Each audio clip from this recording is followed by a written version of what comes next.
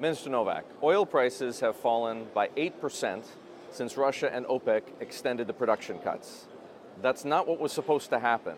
What message do you want to send to the market?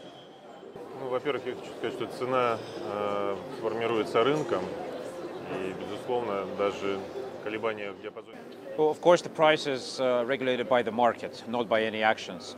And the price range, which we're seeing, 50 to 55, it looks fairly justified at this point. It looks fundamental. But I believe that going forward, fundamentals will take over. And once demand picks up over the summer periods, we're likely to see further growth in prices. We're likely to see them in the $50 to $60 range. Price reflects market expectations for supply and demand. So if prices remain below $50, are you prepared to make deeper cuts, and are you prepared to make them for longer than 9 months? Я думаю, что мы имеем возможность любые действия. I think that we're fairly flexible in terms of the actions we can take.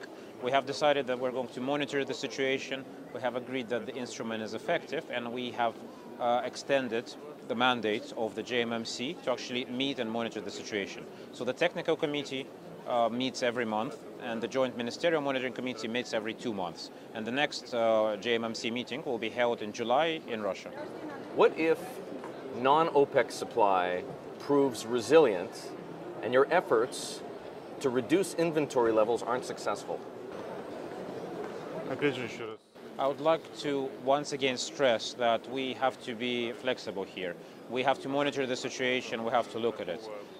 As we see now, what you're talking about, this increase of non-OPEC supply, in the magnitude to which could put this whole initiative at risk, will not happen this year. So please don't forget that besides the factor of just non-OPEC growth in some countries are falling. And this is also compensating for the growth. So we have to monitor and see how the situation unfolds. Could you be a little more specific about what you mean by flexibility? What specifically are you talking about? Наш подход заключается в том, что мы можем принять любые решения, как продлить соглашение, так и... What I mean by flexibility is that we can take different decisions depending on the situation. We can make a decision to extend the declaration of cooperation. We can make a decision to shorten it. We can make a decision about higher or lower volumes of production adjustments. And the mandate which JMMC now has, it includes making recommendations in this regard for the ministers to later on consider and come to a final decision. Но сейчас, в данный момент, мы считаем, что самое целесообразное – это исполнение.